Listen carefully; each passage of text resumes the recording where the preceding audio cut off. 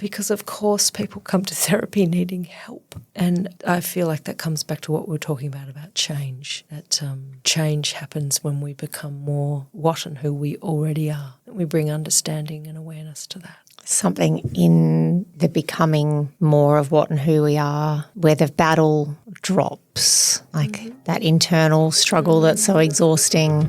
Today I'm joined by Louise, a deeply attuned and compassionate Gestalt therapist whose work is grounded in creating a supportive, nurturing environment for those navigating anxiety, depression, relationship struggles, and the many complexities that come with being human. Louise is passionate about helping people reconnect with their own natural intelligence, that deep intuitive part of us that allows us to heal when given the space, respect, and presence it needs. Her approach honours this wisdom, creating a non-judgmental space for clients to deepen their awareness, grow their self-esteem, and step into the lives they want to live. You're listening to The Right Therapist, where we demystify therapy.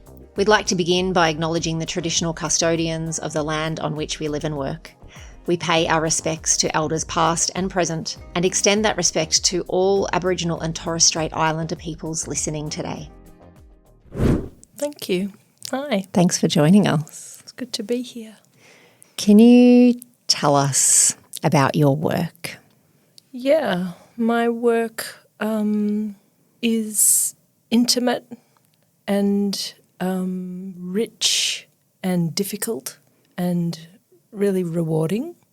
It's always a surprise how I have such a regard for my clients, like the way that they live in my mind and my heart in between sessions. And I guess the people who find me are people who often have some developmental meaning. You know, there's something about the way that they've grown up with one or both parents, or there's a wound there. Apart from all of the details and intricacies of the work, I find that supporting them and holding space for them to unpack that and perhaps also feel things that wasn't possible to feel, you know, at the time, way back when. I think what the really rewarding part is watching people move back into those feelings and embody them and resolve them to whatever degree. And it's an honour to be that warm presence to that. Yeah, it's quite a mystery how long that takes, or sometimes even how that works, but it's about that human presence. Yeah. What would you say to someone who thinks, I don't want to go and feel those feelings? I would say, I know how you feel. And I guess one needs to be ready to do that.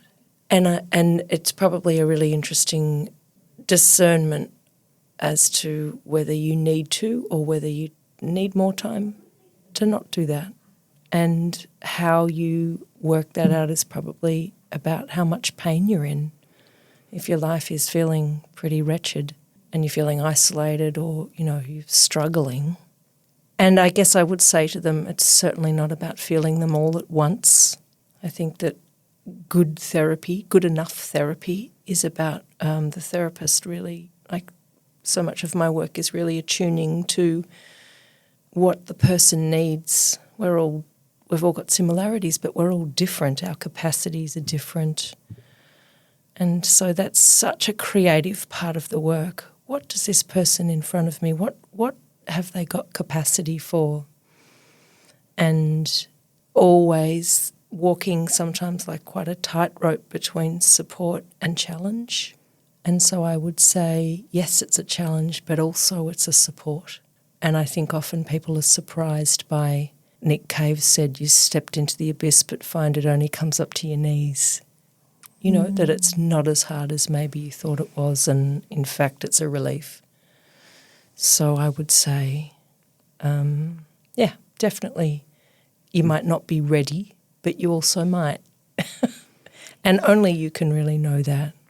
Yeah. I feel like not everyone, but a lot of people come to therapy not because they feel like they have the choice, but because they don't really know what else to do at that point. Yes. Yeah. Often that first session, people have something really specific that they want to get to. There's a lot of anxiety. Is this going to work? What is this? If they've never had therapy before, which is, often the case. Maybe. Or if they have had therapy before. It's terrible. Yeah, is this going to be a waste of my time and money? Do I have to come here and be vulnerable and they're not going to be able to help me? I'm not going to be the right person. Often clients have tried a few things that have felt like walls, or that there's that sense that there's something really wrong with them, or that they have to fit into someone else's model, that they're going to be perceived as, that it gets pathologized. It's part of what Gestalt is, that to meet and work out what makes sense about what's happening to you. How have you got here? And that's a really important part. Yeah.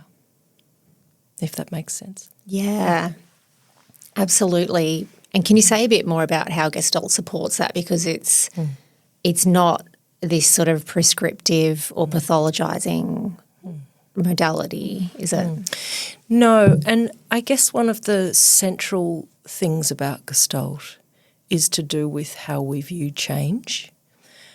And, most often people come to therapy going, oh my God, I need to change something, or something has changed and they're in grief about it and need support. So change is a huge central theme. And, there's great jokes about how many psychologists it takes to change light bulbs and all sorts of things. With Gestalt, I feel like the first and most important thing is understanding how someone has got to where they are, how it makes sense, how it's been supporting them. Because I think for all of us, when we try to change, we're leaning outside of ourselves trying to be someone different. And that is it's a very precarious and imbalanced state to be in, and it's quite self-rejecting. And, all of us would love our problems to disappear. So there is that deep desire for change that can bring people to therapy. But that I think especially that early work as a therapist with a new client is being with and understanding and working out why people are doing what they're doing. They're doing it for a reason. It's developed as we call it a creative adjustment to the environment. And what that means is that, if somebody's in an environment, for instance, where nobody's attuning to them, nobody's connecting with them, then that feels very isolating, and it might send a person into a lot of people-pleasing. So they're focused on everybody else's needs to try and stay in contact. But they might come into therapy because they've reached a point where it's driving them nuts because they're never getting their own needs met. And so using that as an example, like rather than jump to just trying to change the behaviour, to bring understanding around it. And what I find is often that facilitates clients to then bring their own intelligence in. And what feels really important about that is that I think the richest therapy happens when people have their own aha moment, like when they realise things for themselves.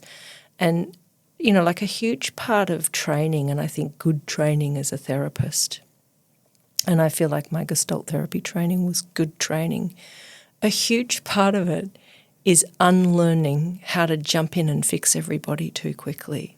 It might not be what you want to hear if you're needing to come to therapy and you're wanting someone to just fix me.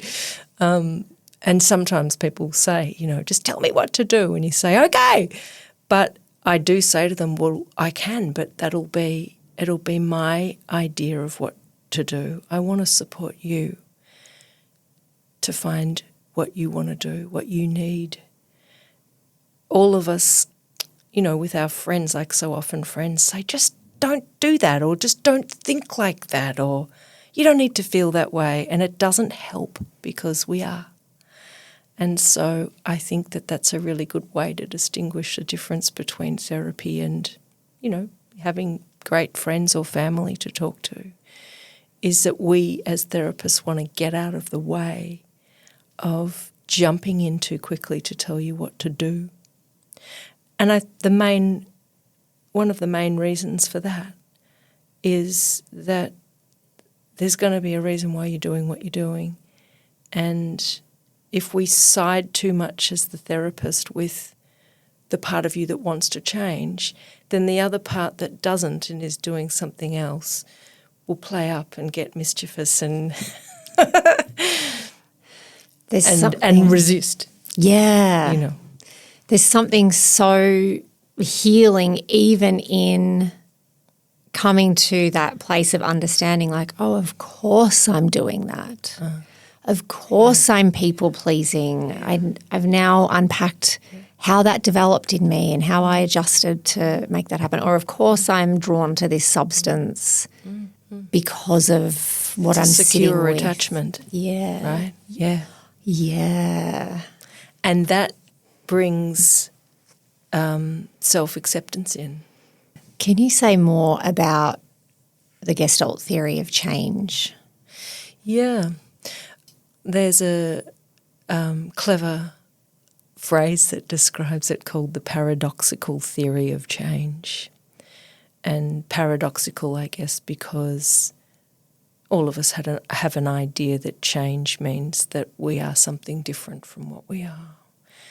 The early Gestalt thinkers and therapists talked about the paradoxical theory of change, and what that means is, it also still means what it meant, we change when we become more of what we already are. And what they meant by that was that if we bring into awareness what's happening and therefore bring understanding to it, we have more choice. We also ground ourselves in where we are. And what I mean by ground ourselves, like we center ourselves and we become more present, and which brings awareness and then brings choice. And we can make choices from that steady place and move towards them with all of ourselves. Whereas when we're trying to be something different, we're actually kind of rejecting a whole lot of parts of ourselves that are probably too hard to feel.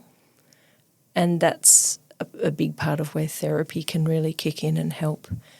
And that leads me to talking about also another really important aspect of therapy is we can all think we've got to work it out ourselves and that we're supposed to be really independent. I'm an adult. I should know how to do this. What's wrong with me? This is shameful. I can't talk about it.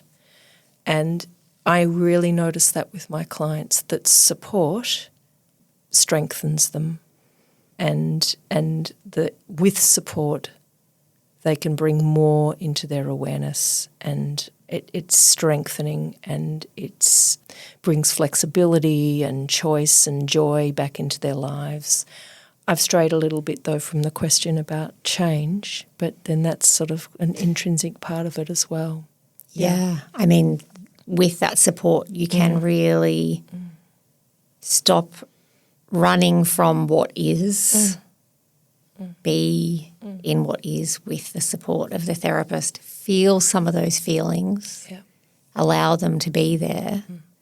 And that often needs support if they feel overwhelming and if we've put them very far away for good reason. Another part of Gestalt that talk about we find ourselves at the contact boundary with another person.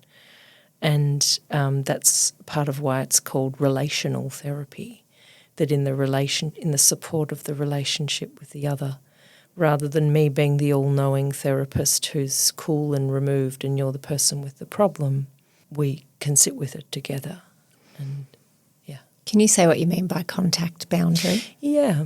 The boundary of contact between where I end and where you begin, and that is in the space between us somewhere. And as a therapist, and we talk about a kind of a full-bodied awareness, which sounds kind of strange, but what I mean by that is it's not just an intellectual or even just necessarily an emotional process, but I'm sensing into you with my whole body. I'm sensing what it's like being in the room with you.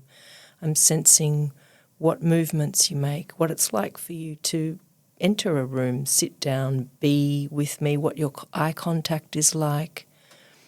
All of those things start to tell me about what's going on for you, my client. Does a client reach to me with their eyes? Do they avert their eyes and not feel like they can meet me for very long? And I suppose the contact boundary is this kind of space in between us. It's, what I get interested in is how does my client make contact with me? And the reason why that's interesting for me as the therapist is it tells me about how they make contact in the world, how they make contact with themselves.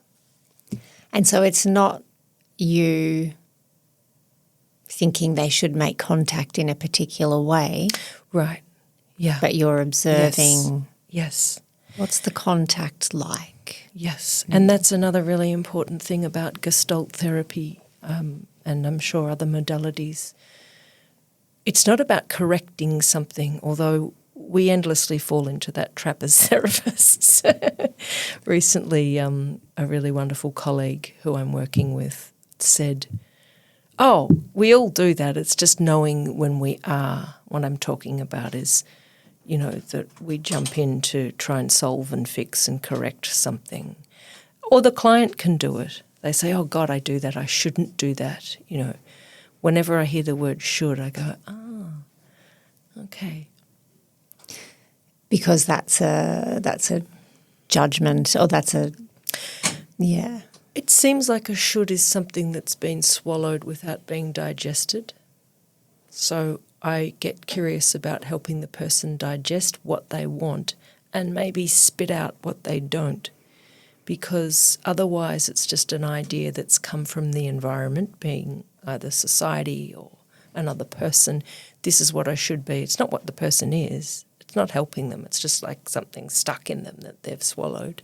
That's been put on them from other people or the system or from their family or from their friends or partner or society. Yeah. And that often people have a classic kind of tug of war going on. I should be this, and another part's like, yeah, but I don't want to.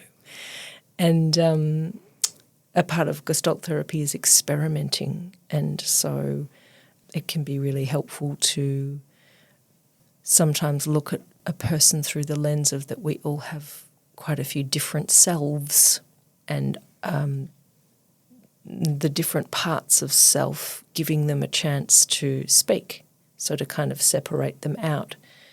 I quite like doing empty chair work. So I'll get a chair, and if a person has perhaps an inner dilemma, like they want to be more ambitious, they've got these shoulds, this is what, and another part wants to relax, for example. And so I'll put these two parts in the chair, and I would actually confidently say it's always really, really informative and interesting for the client.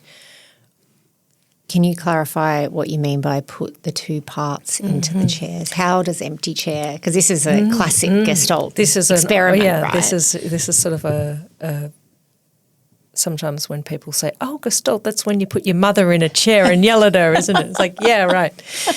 So I will get a chair or two, depending on what's happening. So if a client has a struggle with their boss or a parent or a friend or a lover, or they have an internal struggle, I will get another chair, and I'll invite the client to, it's a very important slowing down into your body. What I mean by that is noticing your breath, noticing your feet on the ground, really coming into your senses. Often when it's the first time a client's done that, they think, oh my God, I have to act. This is the theatrical moment, and far from it, and quite the opposite. I love the word experiment because it invites a process that I don't know where it's going. I'm not leading it.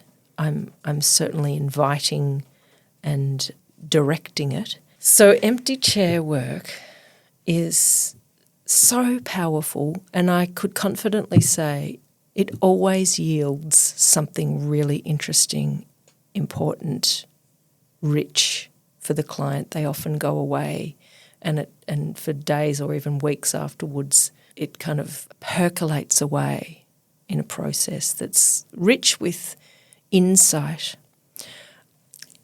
And sorry to interrupt, but in my experience, it gives insight that we don't necessarily have access to just by thinking about something, but it's an embodiment of something that brings greater insight and awareness than we can get from just talking, I think. Yeah, the embodiment aspect of it, by which I mean going into the senses, going into the breath, feeling your feet on the ground, feeling your body in the chair, really helps with presence. And it's like another door. Talking, of course, is hugely important, and describing and being with feelings. Going into the body feels like another doorway in, and often it's a shortcut because the body knows exactly what's going on. The body feels it. And it's rare that a client doesn't have some sense of like, oh, I feel this constriction in my chest. It's like a fist in my chest. And then we might find another place in the body that feels anchored and grounded, and we'll go from one to the other. And they'll notice that they've got two different places within themselves. One's restricted, one's grounded and settled. And I think similarly with chair work, it's the separating out and discerning and seeing that there are these different parts of self. But leading into the chair work, it's important to start with the body, because it's definitely not about acting something out or pretending to be someone else in the chair. So if a client has an inner dilemma, like one part wants to conquer the world and the other part wants to relax and drink a caramel milkshake and float along the river in a canoe, and I want to get them talking to each other. If they're fighting, they're in a tug of war. So empty chair work for an inner conflict or for a conflict with someone in your life. I'll get a chair, I'll place it in the room, I'll get the client to sense into their body and ask them, where do you want the chair? Where is this in relation to where you are? So it's quite spatial work. It brings it outside into space, into kind of the reality of physical situated space. And often if it's a client's first time, they'll be a bit dubious about, oh, what do I have to do? This is an experiment. Let's just see what happens. And it's extraordinary. I've always witnessed people knowing what they feel.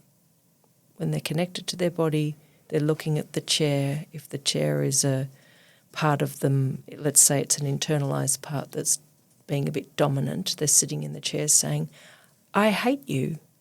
You make me feel terrible. And then I'll invite them to go and sit in the chair and look back at the other part, ground them in their body, and they'll look back and say, they'll often know exactly what to say. It's extraordinary. So the part that wants to relax doesn't like that dominant part that wants to conquer the world. And the dominant part has an opinion about the part that wants to relax too. Right. And there's this internal struggle in the client that actually takes up a lot of energy. Yep, that's right. And so you give the dominant part a chance to speak and it says, come on, we've got stuff to do. Where are you? Get up. And so they start with where they really are at, their argument. And then maybe they'll go back to the part that wants to relax and get in contact with some sense of sadness or anger, or so they'll feel the feelings behind it. And often that brings in a sort of more understanding of the other part. Or if you're working with a person in your life, that's what's going on for that person. They've embodied it, they've felt it and sensed it. And with that understanding comes some empathy. And so when the client goes back out into their life, there's an integration that starts to happen instead of a tug of war, where one part is pulling the other part and it just goes on and on. There's a compromise. And integration's a really key word there, I think, Laura. If we've got warring parts, either inside or out, there's something that's maybe needs that support of bringing it into awareness. And then I think a huge part of therapy is about integration. Yeah, that there's parts that are disintegrated for whatever reason, through shame or, misattunement in the environment. And so, the integration is a big part. Reminds me of this idea that I come back to in almost every therapy session I do, my own and as a therapist, that we have these polarities that kind of fighting against one another, and the more one wants to dominate, the more the other pulls to relax, and then the more the other pulls to dominate, for example. And it is so exhausting. It's kind of even out of our awareness usually, but it's so exhausting, these warring parts. And I feel like the work of therapy is finding the middle place, helping this part understand we're all trying to act in the best interests of the person. Can we come to a place in the middle? Is there a middle path here? My mind goes in several different directions to answer that. It's a really nice question. As a therapist, to go back to that around the theory of change stuff a little bit, we're interested in all of those places. We're not siding with one. That's a really important part of Gestalt therapy. I'm not saying, yes, that bit, because that's got my own bias in it. Like I might say, yes, be more ambitious because I think that's shiny and great. I'm interested in how the client is in those different places within themselves. And is there a middle part? That was your question, like how do we kind of get to the balance, I guess, is what you're talking about.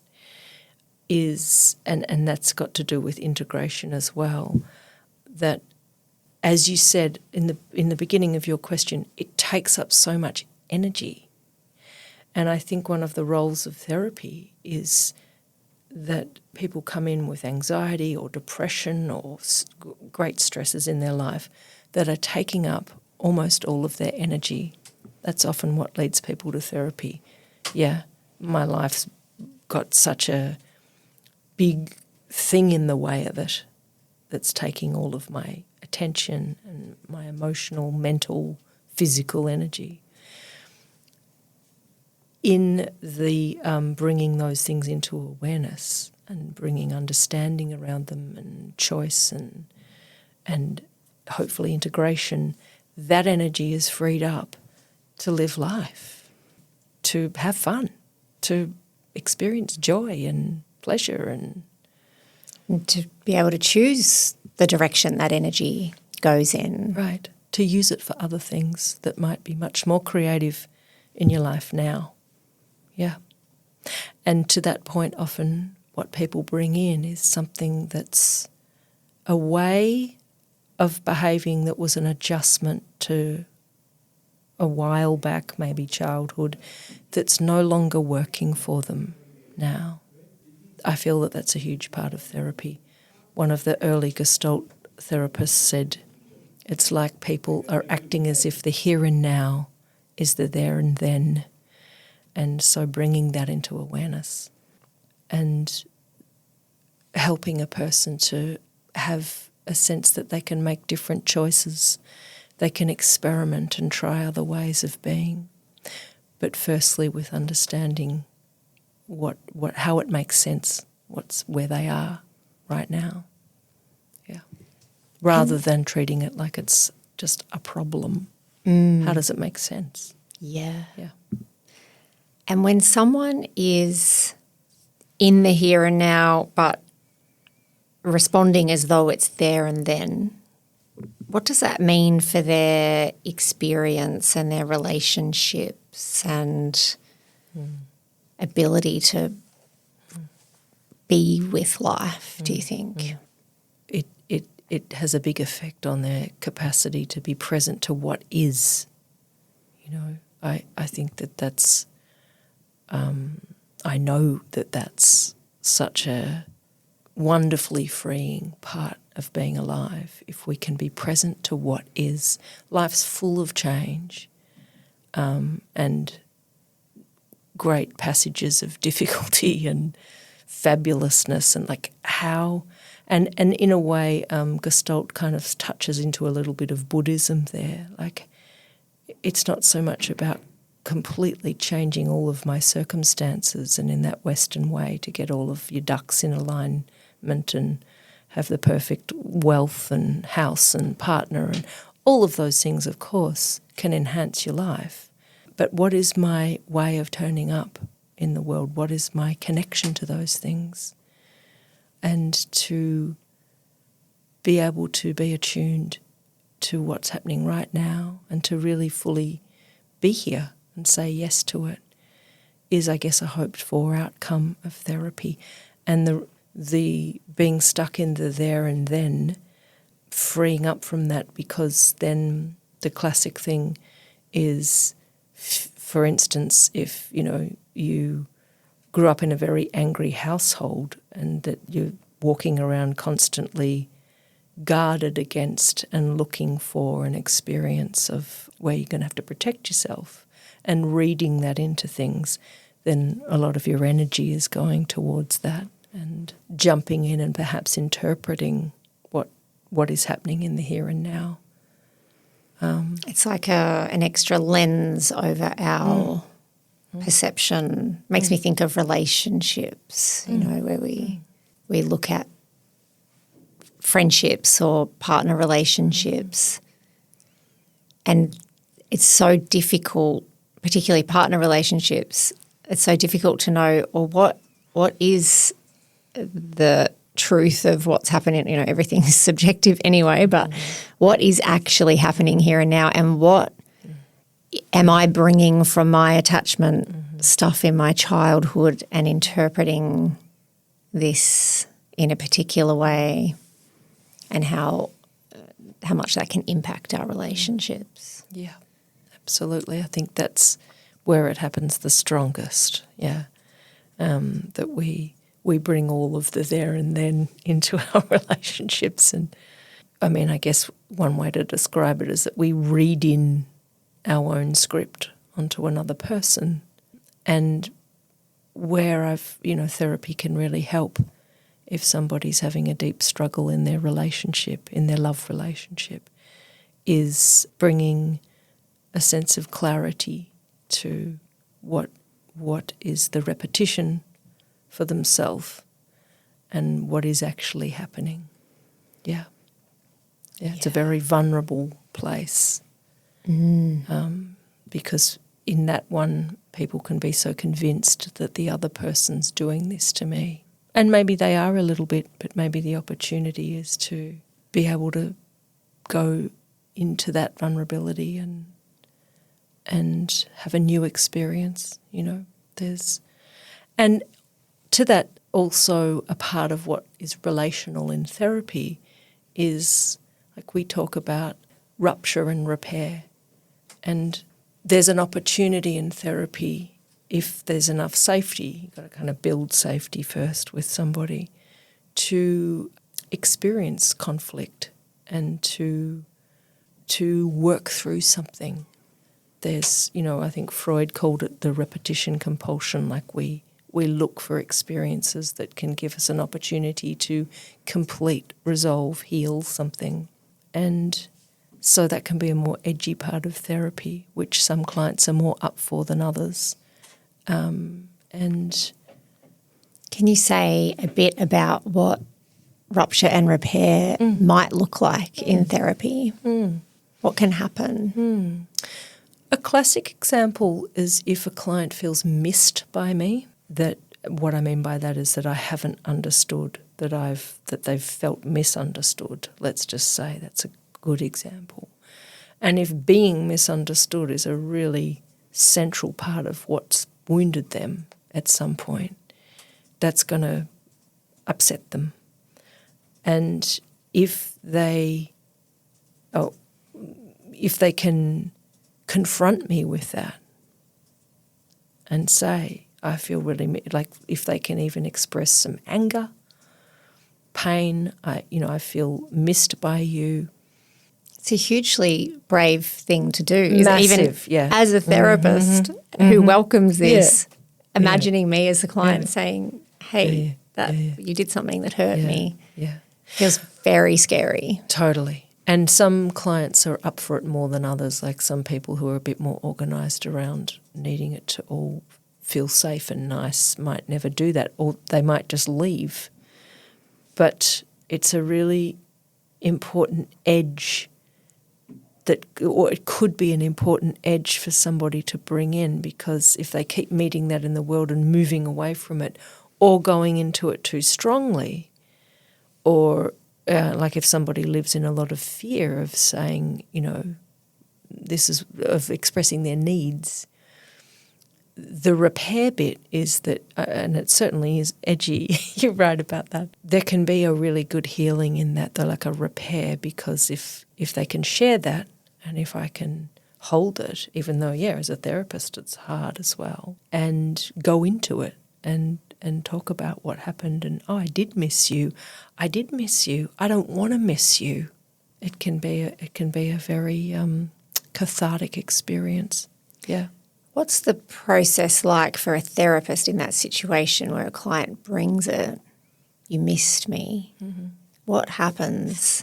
I think clients wonder, what happens in the therapist? Do they get offended? Do they get upset? Does it ruin the relationship? It's a self-conscious moment, and it feels very alive and awake. And as a therapist, it's hard. We all want to be masterful and good at what we do and have good feedback, and, we love that. What can often help us grow and become better therapists is when we can really turn up to that harder stuff and meet it and own it and understand what the repetition is for the client and name our part in it. I think as a therapist, though, it's important to not go into your own therapy and start talking about why you did it, or, that's a really interesting part of the relationship, the therapeutic relationship, is that it's really important that it is lopsided, that you come in and the therapist isn't going to share all of their life with you. That can feel a little bit strange for some people. I've had some clients say, I don't have any relationships in my life where I'm this intimate and I know nothing about you. And what I hear in that is they want to know a bit more about me. And so I'll say, do you want to know some more about me? And they'll say, well, yeah. But I will always describe the importance of keeping the space theirs, because if it becomes too reciprocal, the client will edit what they talk about because they'll be thinking about my response too much. And that diminishes the possibility, I think, of what therapy can be. So it's a tricky one because it's inevitably and necessarily unequal like that, or not unequal, lopsided, one-sided in that way, in that intimate sharing. Yeah. There's something in that boundary that the therapist holds where they don't bring themselves and their stuff that is about safety too, right? Yes. Like creating this space where it becomes very friendly. It's a transgression of a boundary that I think is really important that therapists hold. Yeah. Yep. Absolutely. And it is about the client. If it's too horizontal and even, then the client feels too responsible for you, the therapist, or can start to feel like they might not share that because it might upset, or it might, they don't, they start to, if there's too much you in the room as a therapist. Yeah. And indeed, that's like, I think it's such a thing to find a therapist, and people looking for one must think, who the hell is this person? And I really appreciate that. This client who said, I don't have any other relationships that I don't share so intimately and don't, in a way he was saying, who are you? Can you tell me? I appreciate that. I appreciate that need for the client to experience something of my honesty, something of my values, something of who I am, something of my vulnerability, That has to, I feel as a therapist it has to be really choiceful and attuned, well chosen. And I probably err more on the side of not sharing unless I get an offer like that to say, come on, who are you? Yeah. Therapy's so intimate, but the therapist remains, a little bit unknown. But I'm just trying to remember your question again, Laura. What were you saying? Sorry. The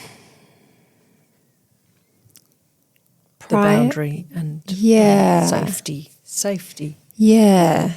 That there's something that I'm still learning about the safety of that boundary and what happens when a therapist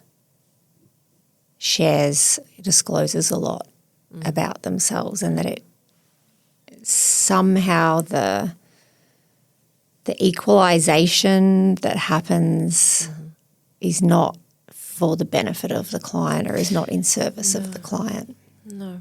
I was saying it earlier that each client is so different, and my job is to attune to who is this person, what do they need? And some clients need a little more of me, and some clients don't need me at all to tell them, what my experience is of them. But even the ones who need a little more of me, I caution. It's called disclosure of myself, and for that reason that it needs to be. You need to centre the client in the room, and I think that is about safety. And people coming to therapy for the first time might be like, well, who the hell is this person? I'm going to tell them all of this stuff. What are they going to do with it? Yeah. And that is a really ethical, really important part of being a therapist. Us therapists have our own supervisors. Privately, we have group supervision. We take case notes. That's all very confidential and private, but we're constantly talking with each other about what choices we make, how we work, why.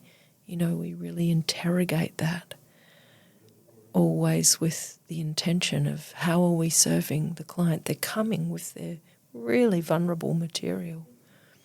Are we helping them? Are we inhibiting? What is my own bias? Gee, I know when it lands in the room because, it's mine. It's my idea of what something should be, whether it's, some kind of a unconscious privilege that I have. So us therapists do a lot of our own work, our own therapy, supervisors, research. always with that question of like, what is the work? How am I serving? How am I helping somebody in their life? What might be in the way for me Right. here that I'm not aware of. And I think that's why our own therapy, as well as supervision, which there's space to talk about that obviously in there as well, but our own therapy is so important as therapists. Absolutely. I cannot quite imagine being a therapist and not, I mean, it's kind of that funny old thing of like, how do you choose what work you do in life, or does it choose you a little bit? It sounds a bit mysterious to say, but it's kind of true in a way. I think of something like this, that to understand what it's like to sit in the other chair, which I'm still doing. I still know what it's like to sit in the other chair, and I still feel really vulnerable and I'm not sure what to say, or I'm still in that process myself. Sometimes when I work with clients who are really wounded, like emotionally, and might be, quite functional in the world, very clever, or, have all of that stuff more or less, even in a good place, but there's a really, really big wound. The work of sitting with that and making space for it, and having had my own therapy, being able to say, I don't necessarily know exactly where this is going or how, yes, I've had a great training as a therapist, but to say, but I don't quite know how to exactly sort of solve this, but I'm willing to turn up and try and be here with this, and turning up for that, especially that very wounded stuff, and being able to be with it, sit with it. It's hard, but it's potentially quite healing. And you, having done your own therapy, not only have broadened your capacity to be able to sit with so many wounds and difficult feelings, but you've had the experience as a client, back to the Nick Cave quote from earlier, that you've had that experience of stepping into the abyss and finding it's only up to your knees, knowing that our feelings can't actually be bigger than us with the right grounding and support, that you can help them be with their feelings from a place where they're going to be able to hold it with your support. Right. That's right. If you've been there yourself, you go, oh gosh, we're in this terrain. Whew. Yeah. And I guess that's a really important thing in a therapist, to know something of the terrain, to have something of a map, to be willing to walk in it. Yeah. And importantly, to not feel too masterful about how to do that, because it's another person's experience of it. Yeah. If I ever get to, I know what this, I know what you need to do. That's for your auntie. That's for your grandma. Now, what you need to do, because often, well, speaking of a very wounded thing, it might not be what you need to do, it's what you need to feel. You've got enough support and the presence of a therapist who can sit in that stuff. Yeah. Most likely because they have sat in it themselves. And that as a therapist, you don't know where this is going to go when you go into it with them, and you're guided by what their experience is in that process. But you know enough about the terrain, as you say, that you're willing to get lost in it with them for a little while, knowing that you're going to be coming out the other side in some way. Yep, that's right. And often people have suffered alone. I mean, they might not be alone, they might be married reasonably happily or have lots of community around them, but there's something that they've been trying to walk alone with. And I think that's a big offering of therapy, to offer to walk beside somebody. And I know myself how healing that can be, and I witness, that offering. I don't necessarily know how to work all of this out exactly, and I can bring some of that because I've seen other people do this, but I'm going to be present. I'm going to be here. Yeah. It's also one of the differences between talking to a friend and being with a therapist, that a friend is so invested in our being okay that they mostly can't kind of walk through it with us. They want to offer solutions and fixes and for us to be okay, whereas the therapist is willing to be with us in the pain and the wound and the road that needs to be travelled. Yeah, that's really nicely said. And I'm thinking about, that a friend wants us to be okay, but also sometimes they don't want to feel what we're going, it'll bring up something for them and they want to shoo it away, because it'll evoke something for them potentially. And that can happen for therapists too, right? Right, It's coming back to why it's so important that we have our own therapy. Yeah, and supervision, etc. That's right, because if someone brings material in and we think, oh my God, this is really close to home, this is, how am I going to... There's a really important technique actually as a therapist to differentiate, to name for yourself what is different from my experience from the other. If it gets a bit, it can get a bit close, and that could potentially blur my vision for the other person and have me start thinking, oh, I know exactly, and and my empathy could be a bit misdirected. It's good to know, but I think the minute that we think we know, you're not practicing Gestalt anymore, that's for sure. Yeah. Well, what I hope is that the client knows, and I think that's a really important part. We were touching on it before about innate intelligence and supporting and helping somebody find and orient themselves for themselves. And, in our parents' generation or beyond, therapy was something that was for people who it was taboo almost. Whereas, I think it's fortunate that we live in a society that more and more people are open to getting some support. It might be for 2 months. It might be for longer. It seems to really enhance the experience of living. Yeah. That taboo, that exists. I mean, it's interesting when I tell people I'm a therapist.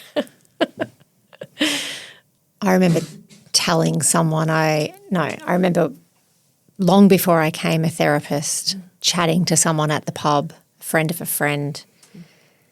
20 minutes into the conversation, she drops in that she's a psychologist, and I was mortified. I felt like, oh my God, I wish I'd known that earlier. I would have said way different stuff to what I've said. I would have not blurted out all of that. What did you think that they started to sort of see something in you that you weren't ready to show? I would have guarded myself. I would have hidden things. I wouldn't have just been me away, not with a therapist in front of me. That's right. Don't bring your real self to therapy. God, no.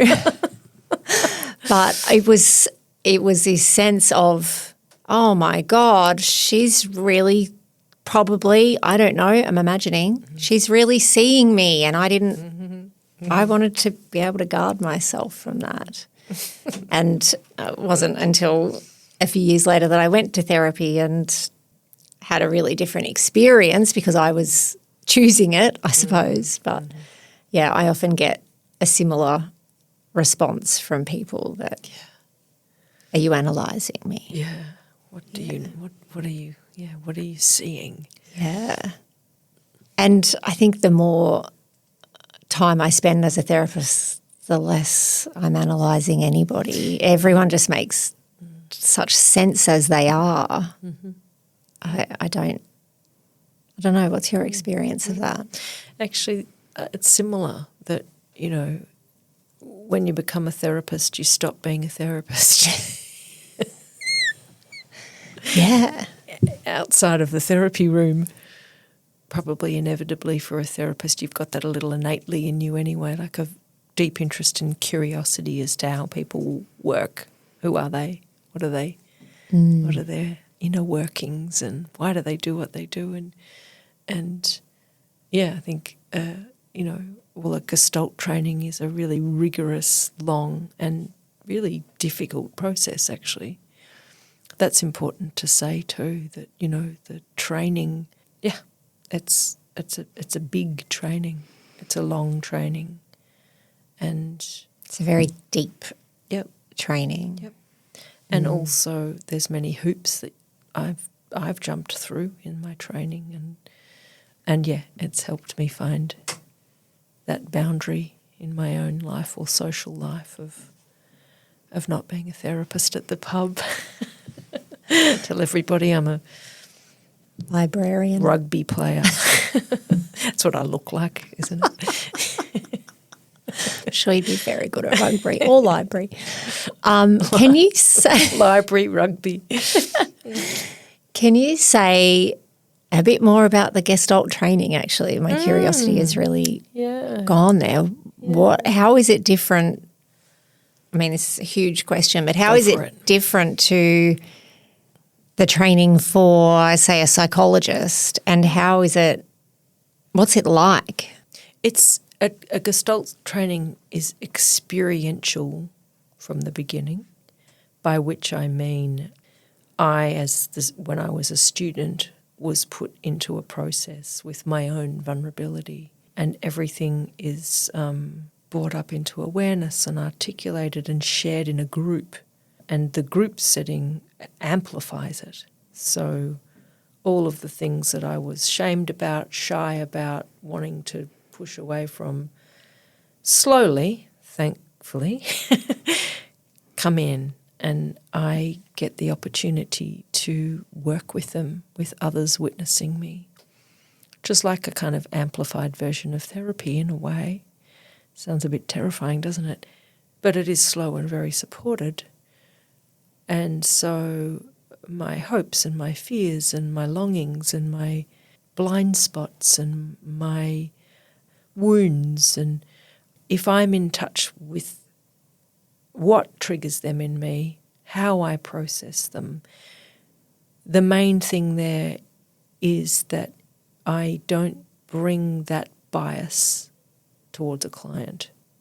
I'm aware of my own workings to as much degree as I can be. So it's a very vulnerable training. The other thing about the training is that we start really early to practice on each other. So there's this many years of experiencing from the beginning, being in the therapist chair, being in the client's chair, being an observer.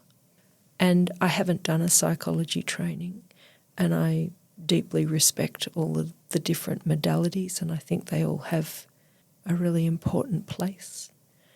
And certainly there are many psychologists who are amazing and very attuned therapists. But what I know is it's quite research and statistics based, so it sort of comes in from the intellect. And whereas Gestalt therapy comes in kind of from the senses and the feelings and the body and the intellect. I don't want to try and separate them out. I guess that's the point. That's what we mean by a kind of holistic approach. That it's not just that I know I've got a big training in this area, and I know what you need. I know what's wrong with you. I know what I'm going to do to you, or with you or etc. So in a way, a Gestalt training is learning how to not know. That sounds a bit kind of, it doesn't mean that there's a whole beautiful and many different layered theory to Gestalt therapy. It draws on attachment theory, it draws on all of the incredible work that's gone into trauma recovery and the nervous system. It draws on some character styles, it draws on, you know, like we kind of sit on that mountain that Freud and all the early therapists built. But a big part of the training is cultivating uncertainty, knowing how to sit with my own wounds and understanding what my own biases are, and practicing being present to another person, present, attuned, bringing awareness to the relationship. Who would you say Gestalt psychotherapy is suitable for? In my observation, the clients who come in and get a lot out of it, often they're people who have encountered something that's a little bit more, please tick all these boxes and do you need medication, and that they've felt a bit unmet. Often people come in and say, I really just need someone to sit with me and help me unpack, and they're looking for that relational other to help them untangle themselves, and they're looking for that attunement, that relationship. And also sometimes people have heard about Gestalt having a little bit more of a creative approach. In Gestalt therapy we can check in with the body as another doorway into what's going on.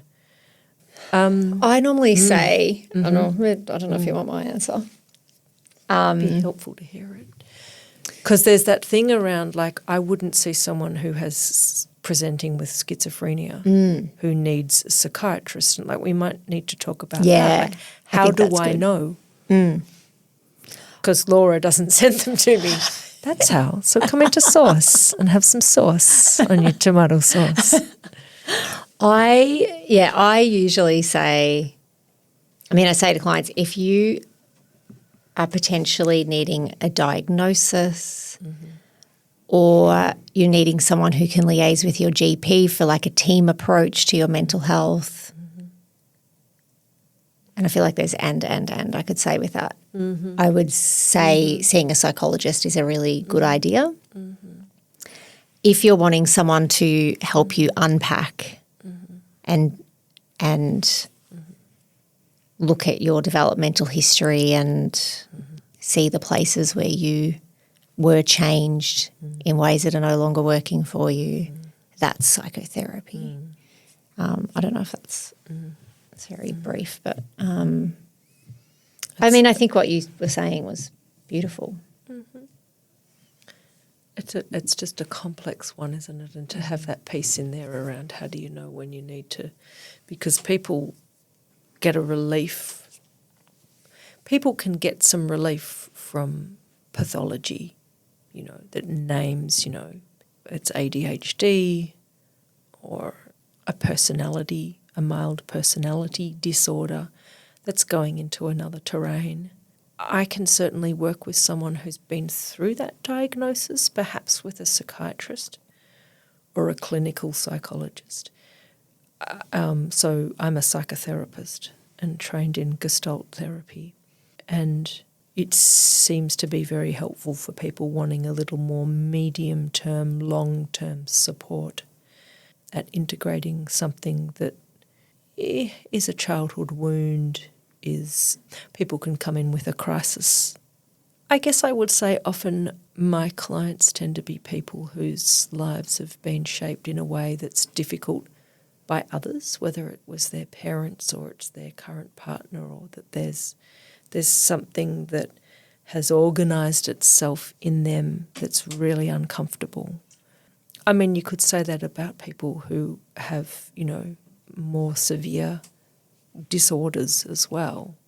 But I would say that the clients who get a lot out of seeing me as a therapist are ones who have perhaps had a really difficult parent or two, a parent who's been absent or unwell, mentally unwell, a more current difficulty in relationship with someone or something, or grief and loss. But I guess the earlier one I was just speaking about is to do with attachment wounds, and Gestalt therapy lends itself really well to just gently bringing that into awareness, broadening one's tolerance to things, bringing understanding, experimenting with new ways of turning up in the world, turning up to yourself. But I think that piece we were talking about before around understanding how you are in the world, how you're turning up to yourself, why that's happened, and the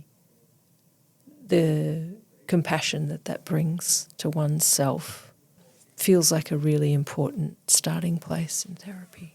Beautiful. And that's a difficult place as a therapist because people do come in going, I've got to change something.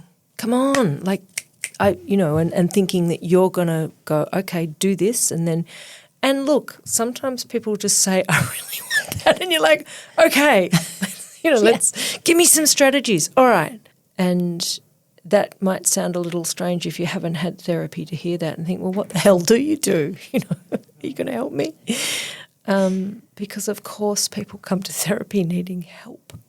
And I feel like that comes back to what we were talking about change, that change happens when we become more what and who we already are. Yeah. That we bring understanding and awareness to that. Something in the becoming more of what and who we are,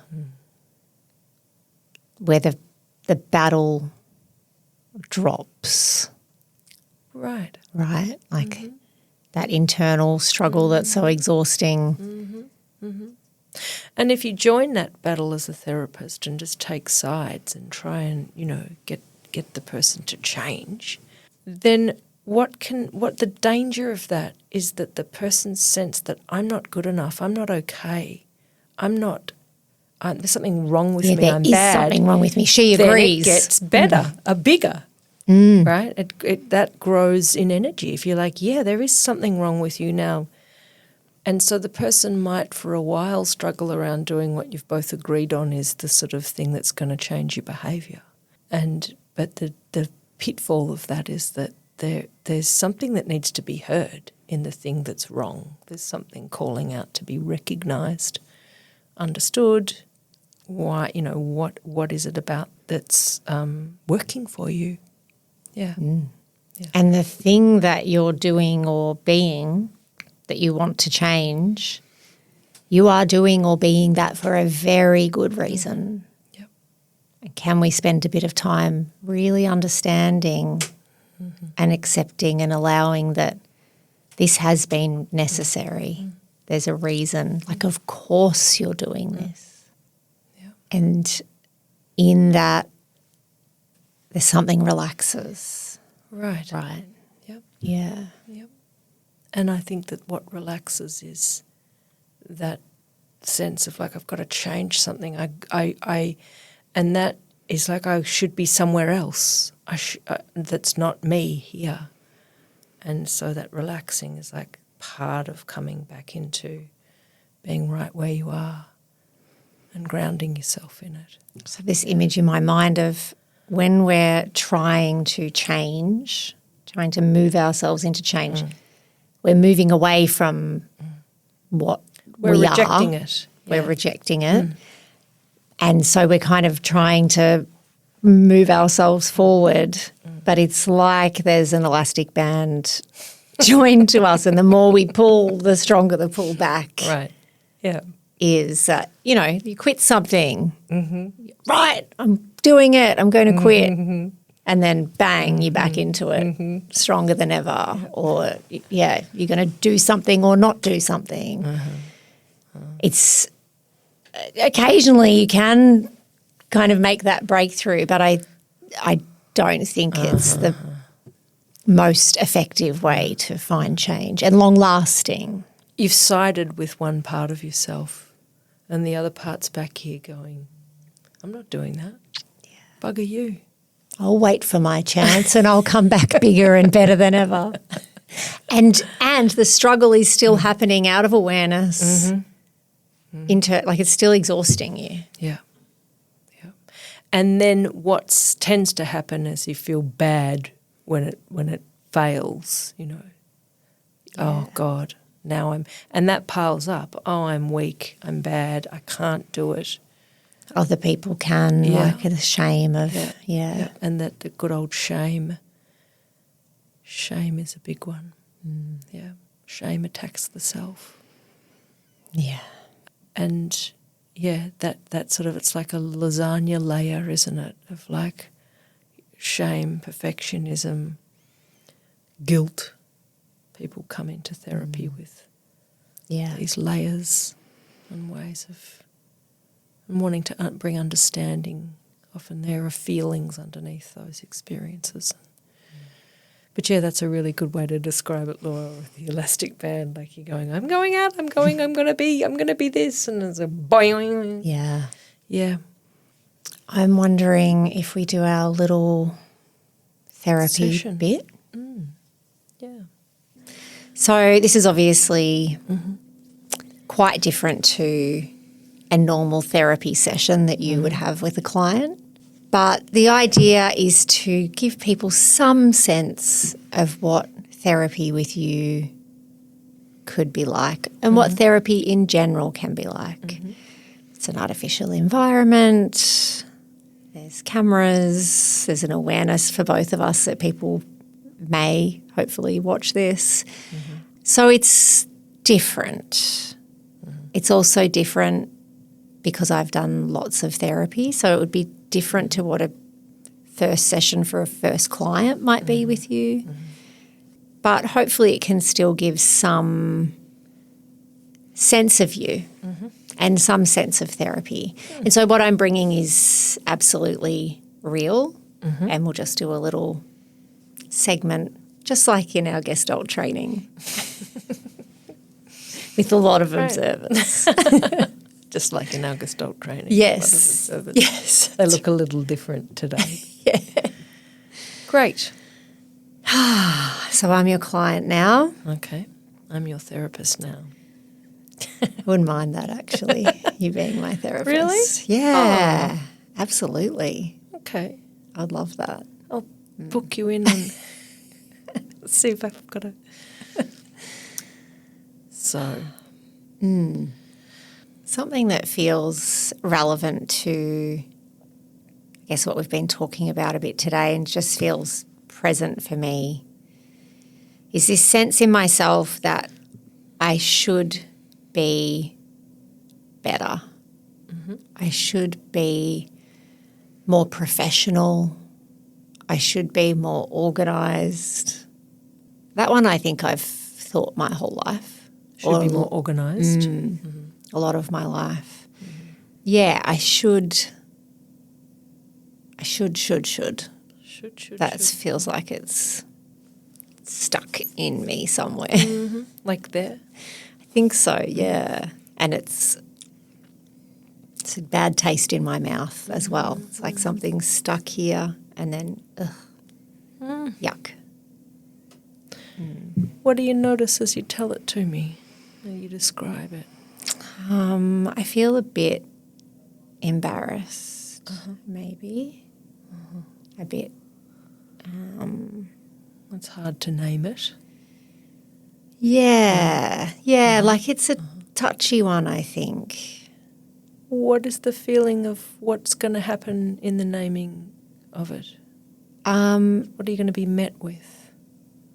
I think it's one I've either tried to hide, my sort of disorganisation, or have tried to lean into and be like, yeah, I don't give a shit.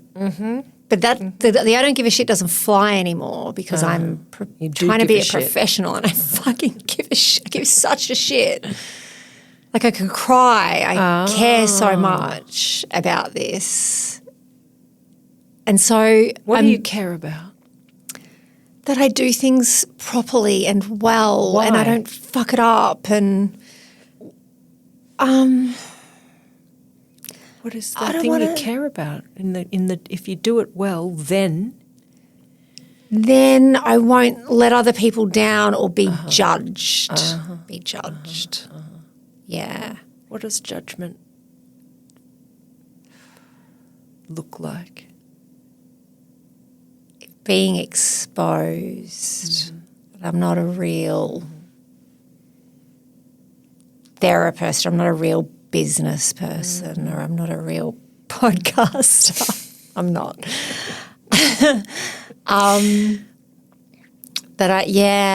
It's. What does a real one look like? I don't know. I feel like they just know how to do it. They know what they're doing. They They know. automatically do it right. They brief their guest properly. So there's no uncertainty. There's no sort of spaces that haven't all been covered, or they know. Yeah. What to know is to not be. There's no moving. surprises. They're solid. They're across it. I don't feel across it. What might that facilitate? The being across it. No, to not be. I guess creativity. Because is it a disaster? No. Gotcha. No. Right. So creativity. Yeah. How important is creativity to you? So important. Everything Why? good I've ever done has come from creativity. What is creativity? It's the expression of my true self. It's the being able to be in the not knowing and allowing something to emerge that might be from me but surprises even me. And yeah. What do you feel now as you're just talking? Oh, the sigh is like a bit of like, I am allowed to be human. What has it done to this thing that brings a tight little thing up into your bad taste in the mouth starts in where is that? There's like it's more PC, fizzy in a nice way. It's just like little pixels that might make up a picture of, I don't know, it could be something. Like there's more movement. Yeah. It felt kind of restricted before. Yeah. And I feel like what might come out could be helpful, could be interesting. What might come out?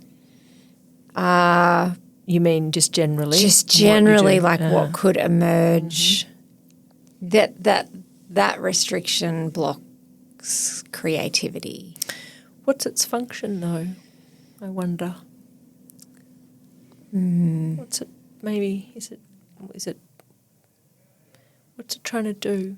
If you go back into that for a minute, it's trying. I want to celebrate your fizzy creativity, but there's something that's holding something.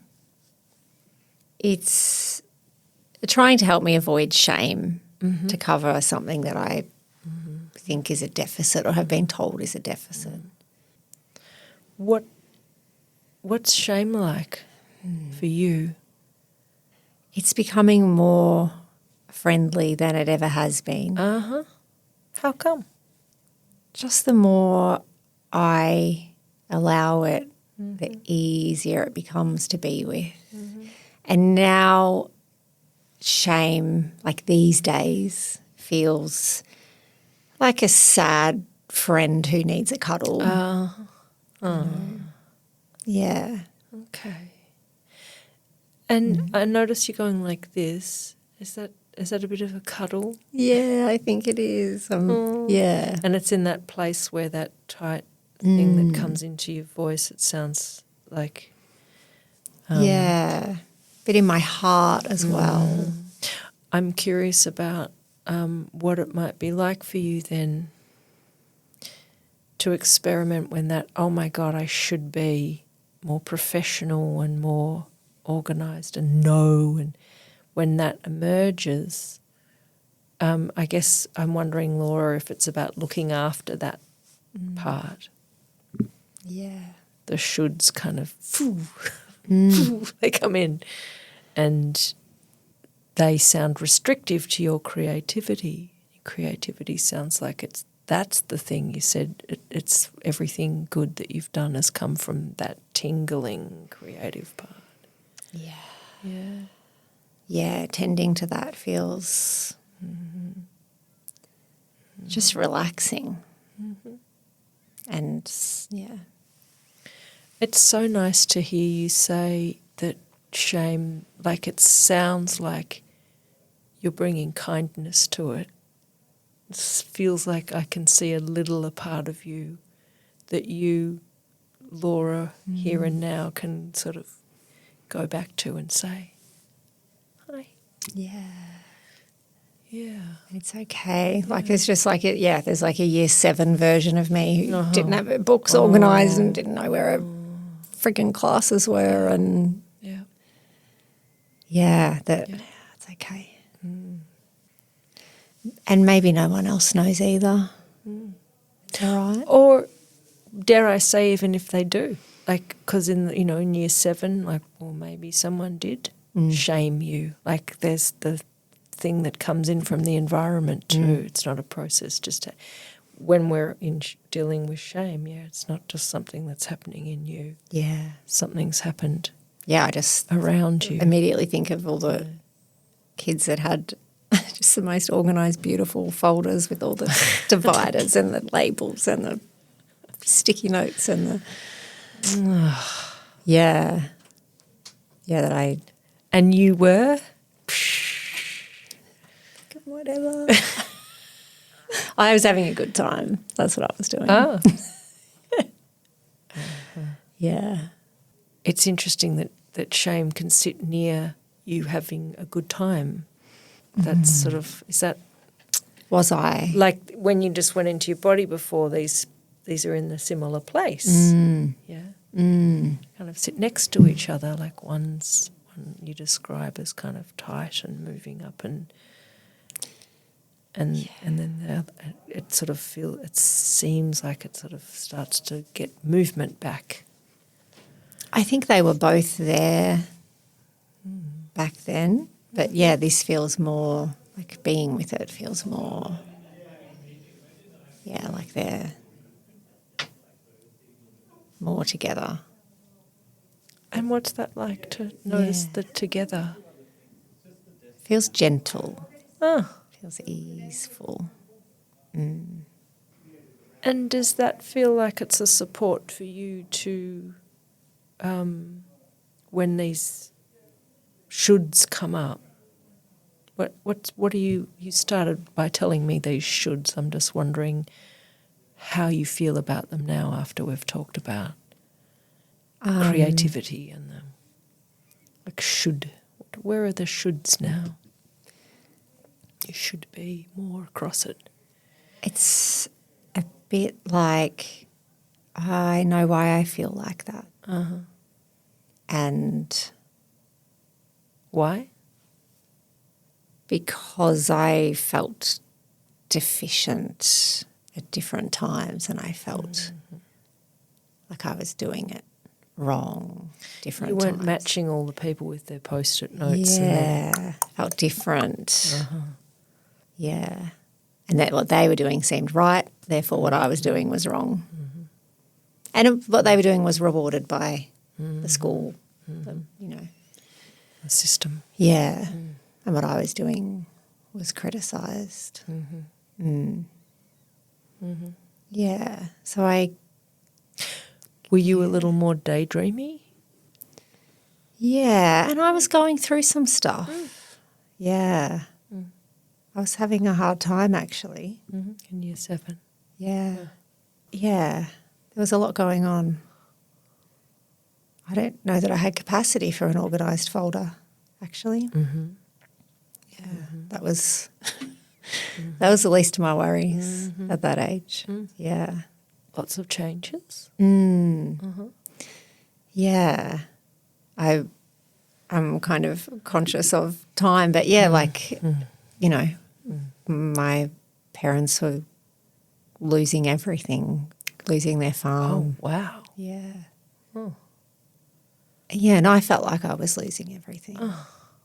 Yeah. That makes me imagine or wonder whether you weren't, your mind was back at home with your parents. Yeah. Not in a folder. Yeah. Yeah.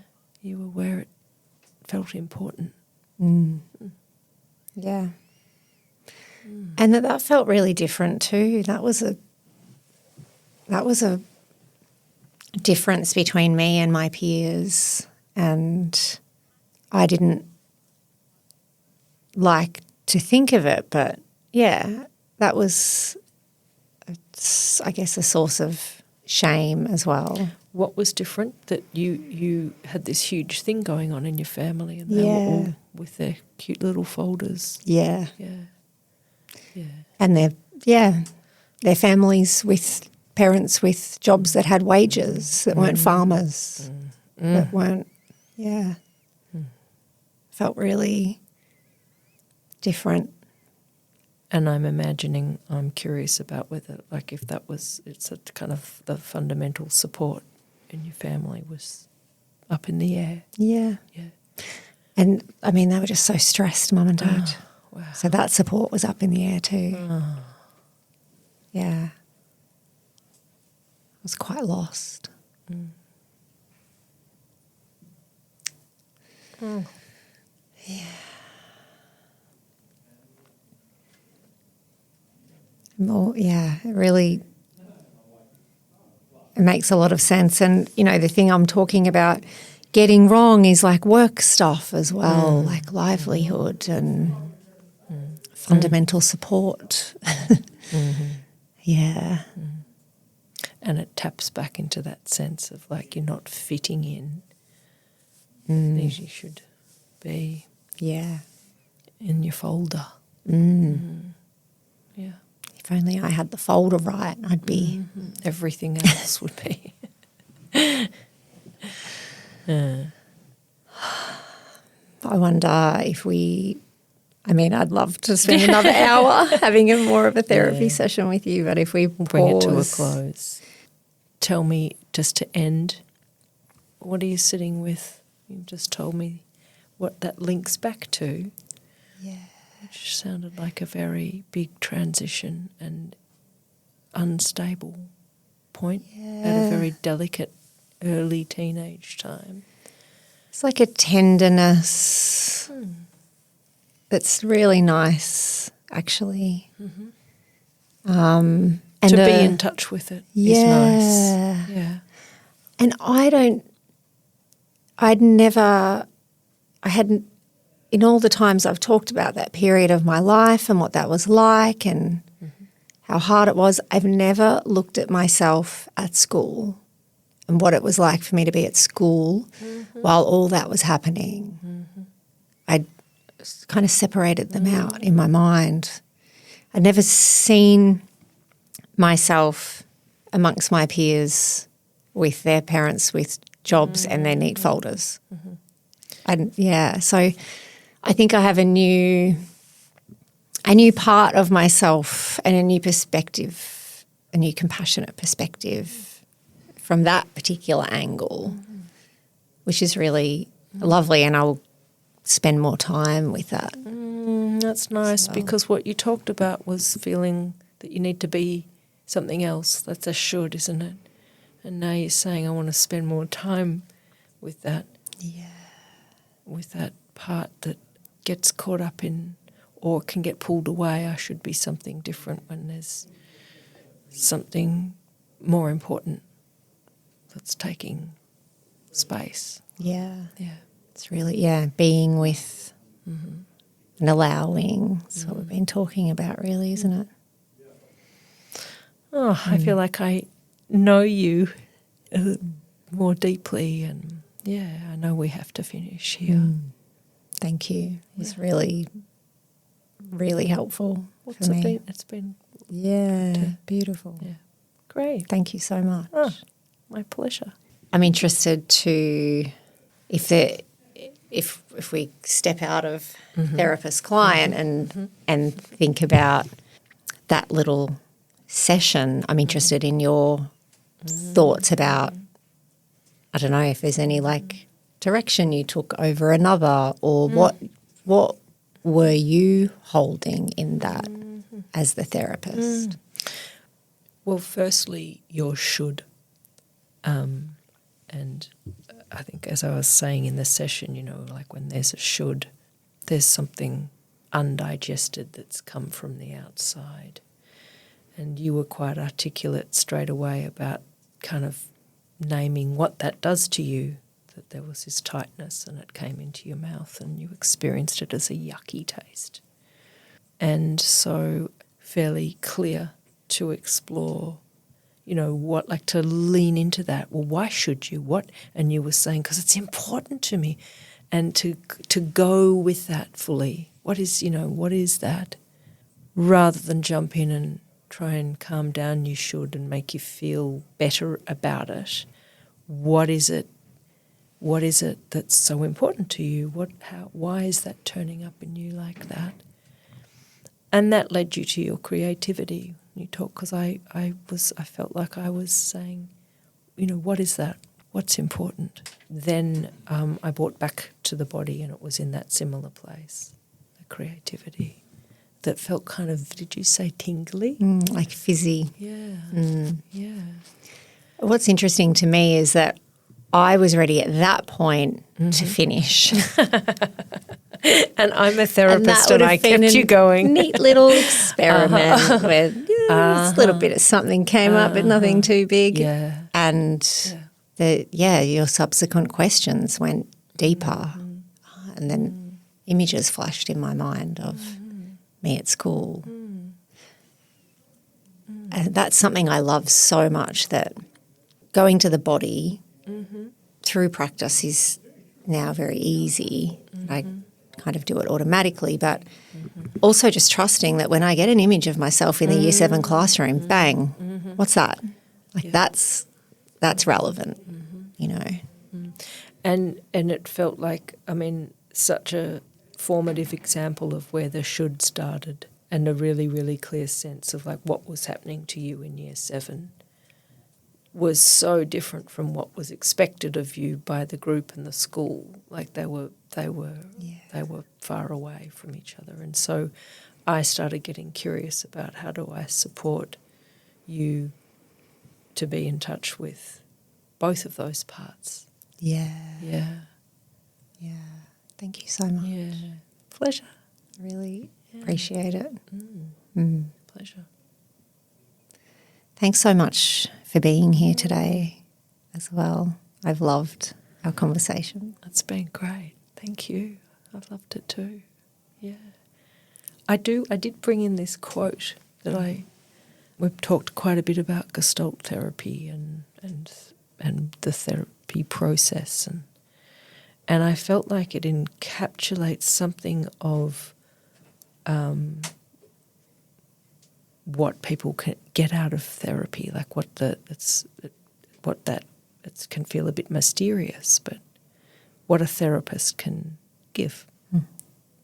It's from Maria Popova, and it's from one of her bird cards, and it goes like this. On the uncertain grounds of existence, precipitous with doubt, true shelter is found not in high esteem, but in being wholly seen and known. So beautiful. High esteem is good, but I think that's how we make our way there, to be seen and known. It makes me think of even just that little session we did, that I wanted to be good and great and organised and all the good things. But actually what was so beautiful was seeing and being seen in that vulnerability and seeing what was really going on. Which then potentially enables you more to move towards that, you know, that creativity. You said, I want it to be good. And it's like, that had a lot of energy in it. There was this other part that needs to be a bit cosily tucked in you as you creatively make something good. Yeah. Thank you so much. Pleasure. If this conversation resonated with you, hit subscribe and click the link below to download the Source app. It's free to get started and helps you find a therapist who truly fits fast.